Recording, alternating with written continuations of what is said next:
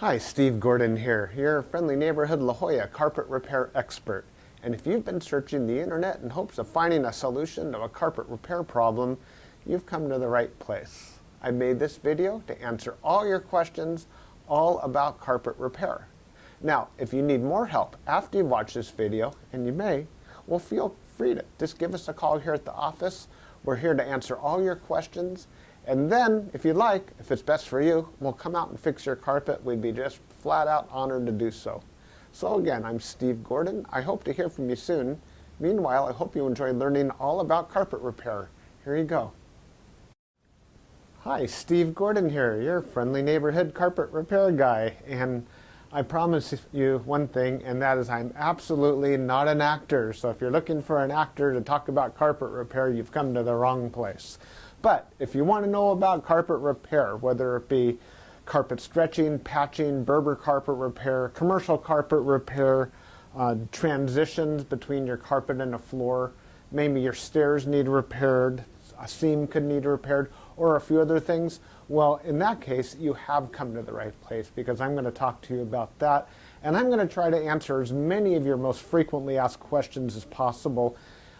And before I get to that, I am going to talk to you a little bit about our guarantee, how to get an estimate, the bid, and a couple other details. So I hope you enjoy my recording, and please be patient with me because I don't have a script. I've got a dozen notes here to go off of, and it's just going to be right off the top of my head.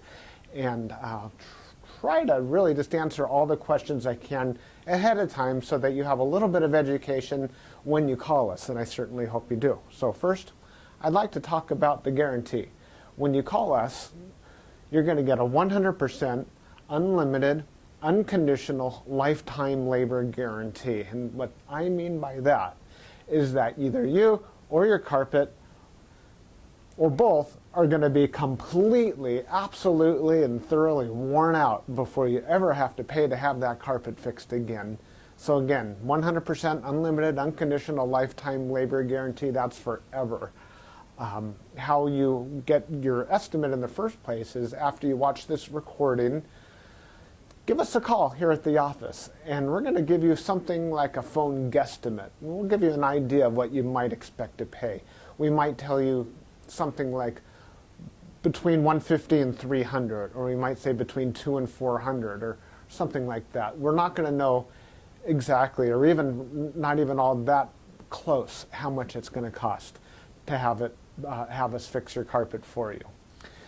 So if you feel like we're in the right sort of price range, then we're going to schedule an appointment to come on out and actually give you an absolutely free, no obligation bid. At that point, if you feel the bid is fair, and I'm sure you will because it's our business model to give you a fair price so that we could do the job right then and there all in one trip.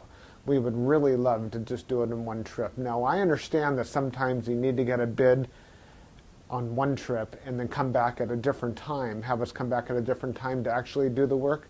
But by and large, it's normally best to just get it all done all in one trip, and that's how we'll give you the best price as well. After all, driving out to your place once is going to be less expensive for both of us than it would be to drive out to your place 2 or more times. Now, another thing about the absolutely free, no obligation bid is at that point we're going to actually have an opportunity to see the work. We're going to see exactly what needs to be done because you see, when you call us on the phone, even though you think you've explained the situation thoroughly, it's very likely that either myself or one of my assistants here that helps me answer the phone won't really understand exactly what we're dealing with until we actually see it. And so that's why we really do want to come out and give you a bid in person. And by the way, if you don't like the bid, if you don't think it's fair, we're going to walk away absolutely empty-handed, and that makes us sad. So sad, because we want to be out there, we want to fix your problem and put a check in our pocket and go off to the next one. After all, this is what we do for a living. This is how we feed our families. Speaking about money, please don't pay cash. We would really prefer that you pay with a check made out to Creative Carpet Repair, or use a credit card. You can call in the office with a credit card. So cash, it's against the agreement I've made with all my contractors. Now, If you work with me directly, if I'm the actual contractor that shows up to your house and you want to pay me cash, I'm happy to take it. But for any other contractor throughout my entire company, please don't pay cash. Now, I want to talk a little bit about the carpet repairs. I've got a little bit of housekeeping out of the way. Let's talk about carpet stretching. Most people wonder why their carpet is all rippled up.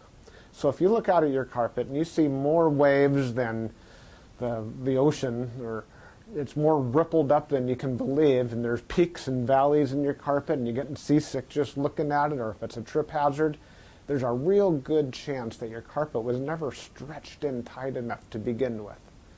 You see, whoever stretched your carpet the first time around more than likely didn't use a power stretcher. Now what a power stretcher is a pole that it butts up against one wall on one side of the room, and this pole runs all the way across the room to a head that's on the other side. And when we push down on this handle, the carpet gets stretched, and it gets stretched so tight that we have no doubt at all that we're going to be able to live up to that unlimited, unconditional lifetime waiver guarantee. That carpet will never ripple up again. You have my absolute word of honor on that. And if I'm wrong, we'll do it again for no charge at all. When we stretch carpet in a room, it's always best to have the room completely empty. We can empty the furniture out of the room for you if that's what you need, but more often than not, the customer will want to get as much as possible out of the way. Now, don't strain yourself. Don't go moving a giant king-size bed or a dresser that weighs, more than 10 elephants. That's not cool. We have special tools. We have these sliders that we can put underneath the legs of the furniture. So even if your dresser weighs a couple hundred pounds and it's harder than heck to move, we get those sliders underneath there and we can move that stuff around if that's what we need to do. So don't strain yourself moving the furniture. Also, if you have a king-size bed and it's just completely unreasonable for whatever reason to move that bed, quite often we could stretch the carpet in that room without moving the bed. It's a lot more work. Those poles that I spoke about, they go actually underneath the bed, so we stretch the carpet right underneath the bed to the other wall. And it's a lot harder. It takes us a lot more time and effort, but it can be done. So that's a little bit about carpet stretching. We use a power stretcher. We don't just kick it in with our little Susie Homemaker little knee kicker, and it leaves a little bit of extra carpet at the end. We cut off that excess, and you'll see how much carpet we cut off when we're done. We throw it in a bag, and we tuck in the carpet along the edge, and boy, life is good. It looks so much better. One thing that you might be aware of when we finish, though, is if you had large ripples, the carpet could be soiled along the top ridge of those ripples more than at the valleys, and that makes sense. Where you're walking, that's where it's going to get more dirt. So after you stretch the carpet is a real good time to have the carpet cleaned. Also, the carpet's out of the room, and the furniture is out of the room, and it's just a great time to clean the carpet. It looks a lot better at that point. Mind you, like I said, this is unscripted, so I'm just going to talk to you about carpet repair. Now let's talk about Berber carpet repair for a minute. Berber carpet repair has rows. Well, Berber carpet has rows. And actually the word Berber carpet, or the name Berber, it isn't exactly accurate. Berber carpet actually comes from a place out in the Middle East, country or countryside, where the area is called Berber, the Berber people or something like that. Anyhow, it's a very expensive rug, Berber rug. That's the actual meaning of the word Berber rug. The Berber carpets that we find today are very similar. There's loops and there's rows, and if you pull on one of those loops, or rows becomes unglued somehow, it could make a run, what we call a Berber run. So when you pull on that thread, it's like it's unzipping right in front of you. It's like, oh my gosh, what has happened? I've got this zipper run going all the way across the room. Now your higher end Berber carpet, that doesn't likely happen. It almost never does. But the lower end, middle of the road and lower end Berber carpet runs all the time. So when we fix a Berber carpet, what we're going to want to do is take out the bad area and patch a new piece in there. Sometimes we could actually weave a little bit of some new loops right into the place where that carpet has come unfurled. But more than likely, we're going to want to put in a Berber patch in that area. One reason that Berber comes apart at the seams is because the carpet was never sealed at the seams well enough to begin with. Your carpet installer that originally installed that carpet was supposed to use a latex sealer or even a glue gun or something to seal the edges of the carpet. Now, if they don't seal the edges of the carpet, that's one reason that Berber carpet is just going to unfurl like crazy. So when we put in a patch or fix a Berber carpet, that area gets sealed. Now, we give the unlimited, unconditional lifetime waiver guarantee on Berber carpet as well. But mind you, just because, let's say you have a 12-foot seam and we fix 3 feet of it, that's the part that we guarantee. The rest of the seam we're not going to touch. And you may have a problem with that in the future. And that's certainly not our business to cover something we've never actually worked on before. Now, after Berber carpet patching, I'll just talk about carpet patching in general. And this includes the Berber. When you call us to have your carpet patched, the first thing that we're going to ask you is if you have any extra carpet to do the patch with. If the answer is yes, well, we're golden. We're ready to do the job. If you say no, you don't have any extra carpet to do the patch with, we'll ask, well, can we take the carpet from a closet or maybe even from underneath a piece of furniture? Because what we can do is we can take a piece of carpet from a closet and patch it right into your damaged area. And it usually works out really well. Most people would rather have a piece of carpet missing out of their closet than have a terrible, nasty area in the middle of their room where they'll see it all the time. After all, inside the closet, you usually have that covered up with shoes and old photographs and baseball bats and everything you've ever collected in your life.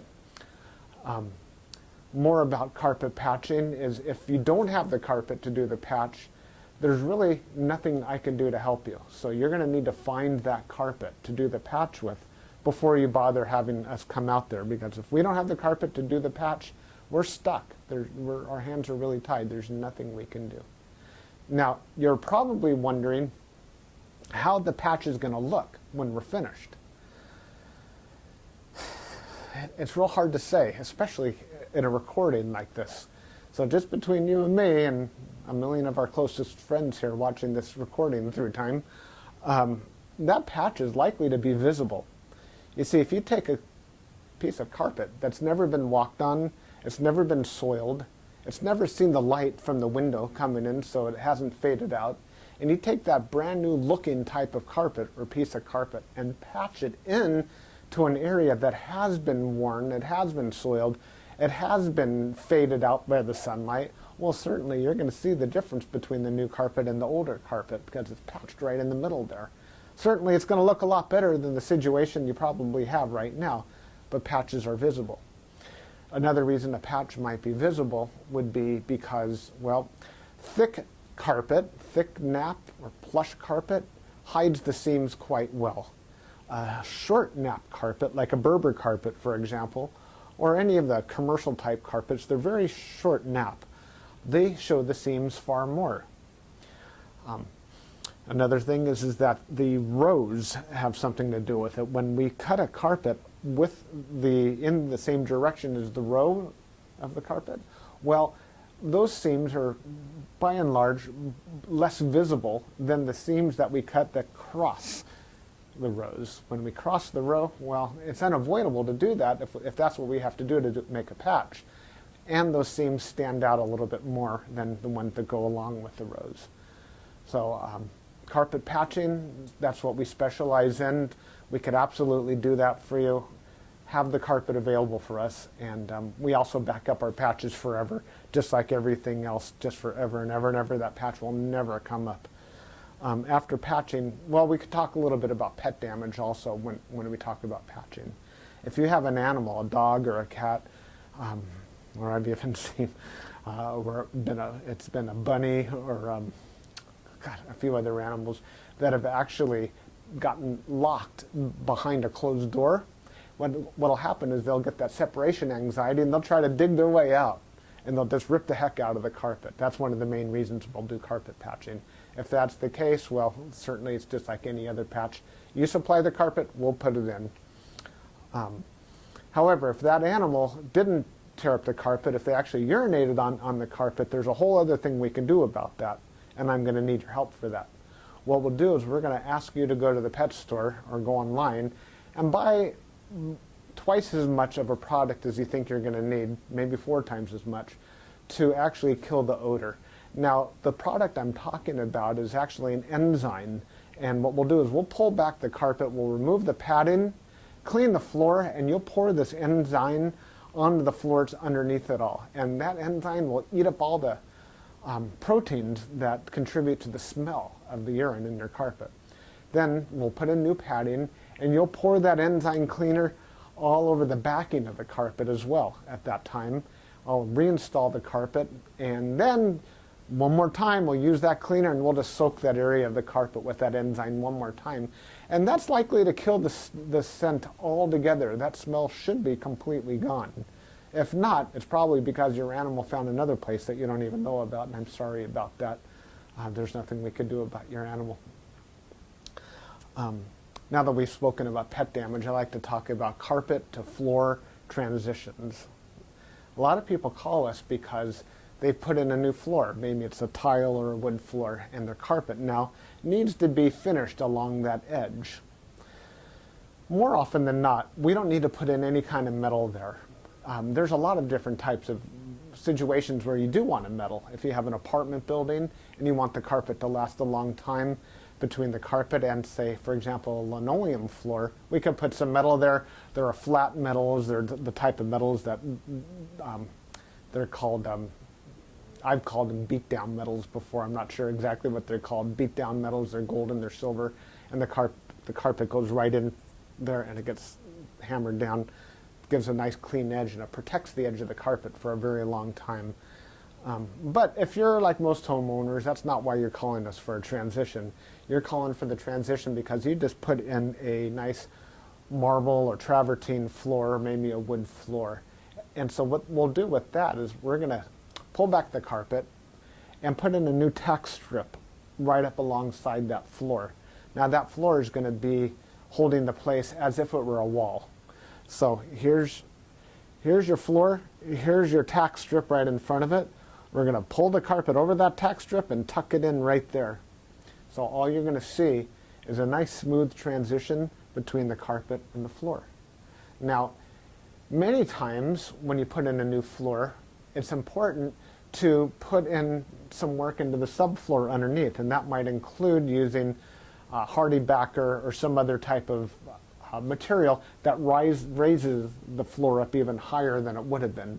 So let's just say, for example, you've got a 1/2 inch new tile and another 1/4 inch of underneath there of a hardy backer, or it could even be more. It could be 3/4 of an inch altogether, or even more, that is higher than the carpet.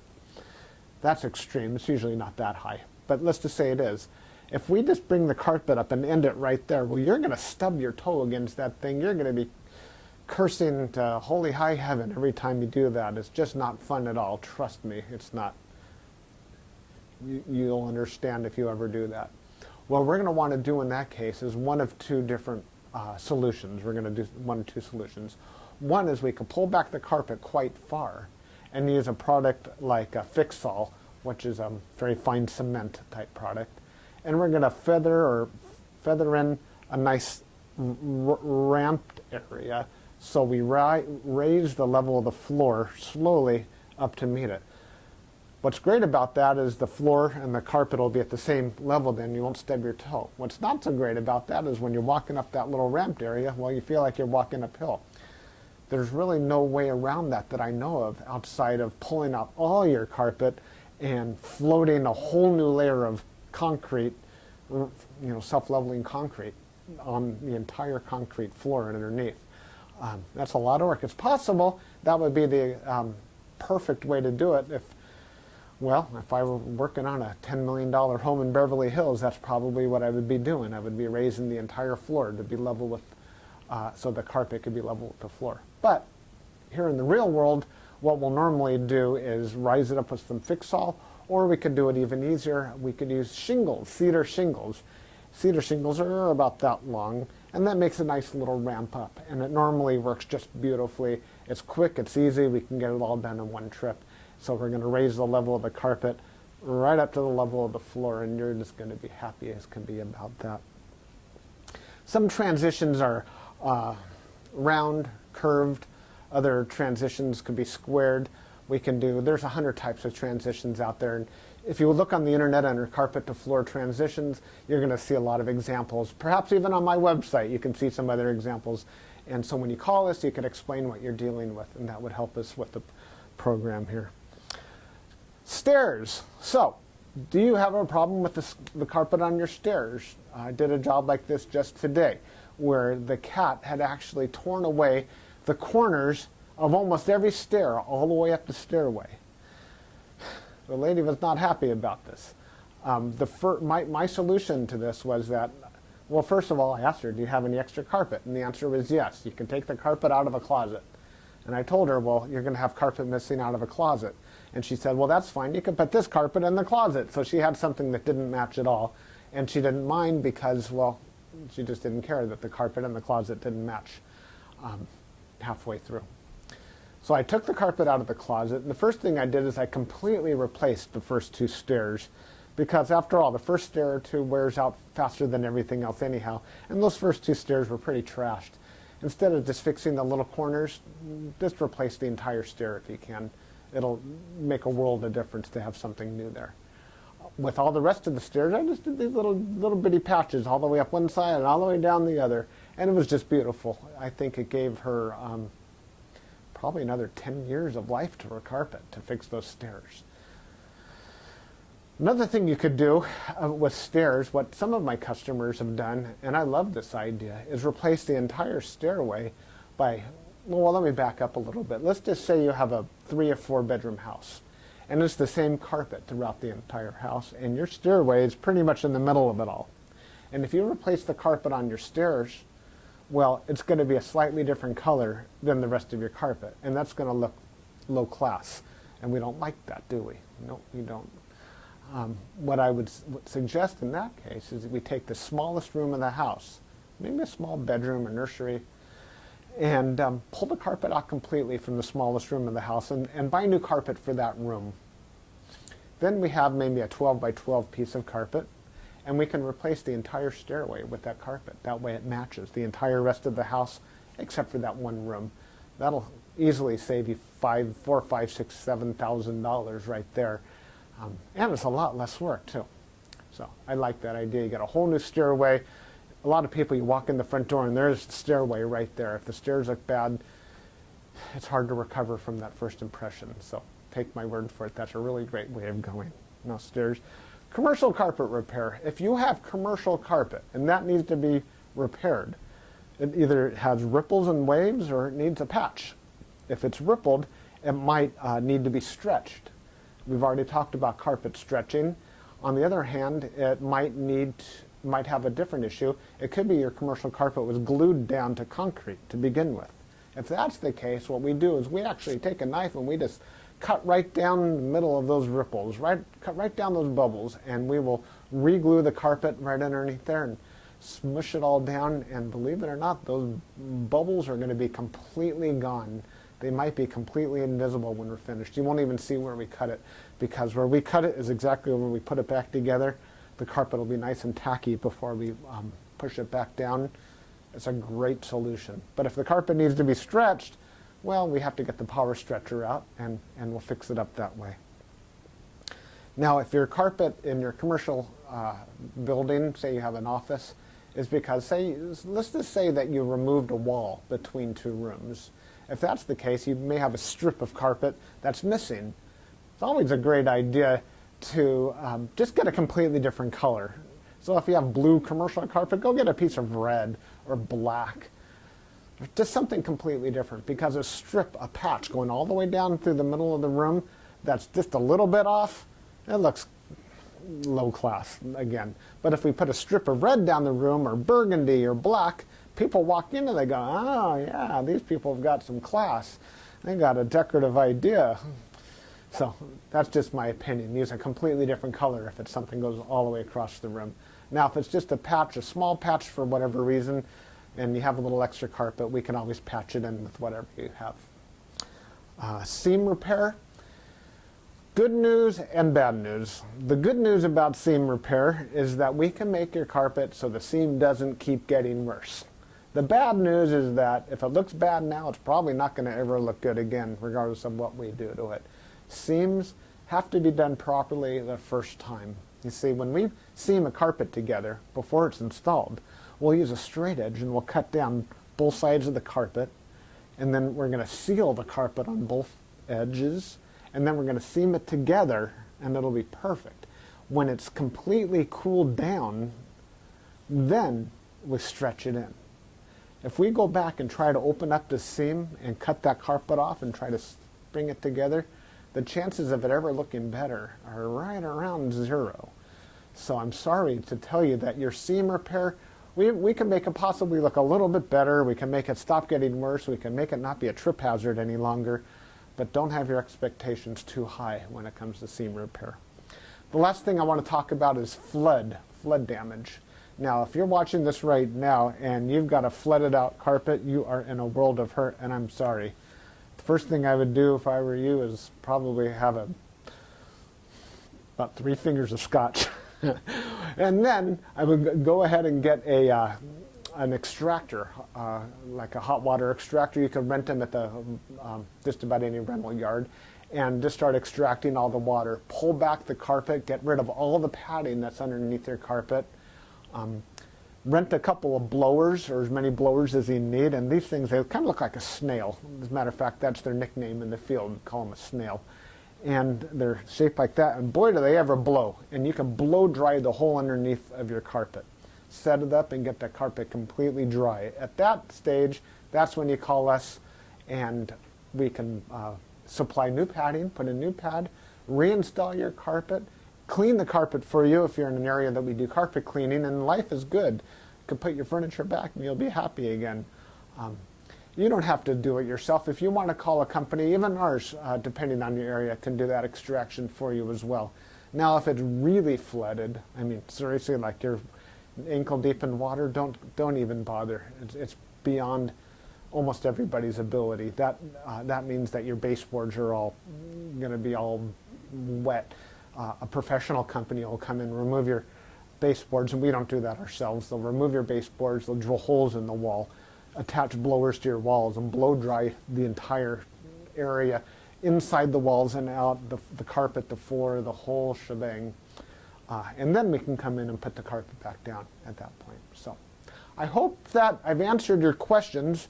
If you have any additional questions, now that you've heard me talk for the last I don't know how long, feel free to call me here at the office. I would be just tickled pink to hear from you. If I'm not here, one of my assistants, whoever answers the phone, will be well trained and will be able to answer any questions that you have about carpet repair. And then at that point, we'll be absolutely positively honored if you would have us just come on out to your place and fix your carpet for you.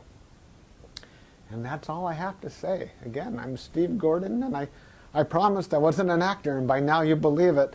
I'm a carpet repair guy, and I'll be looking forward to hearing from you, so please call me. Thanks. Bye-bye.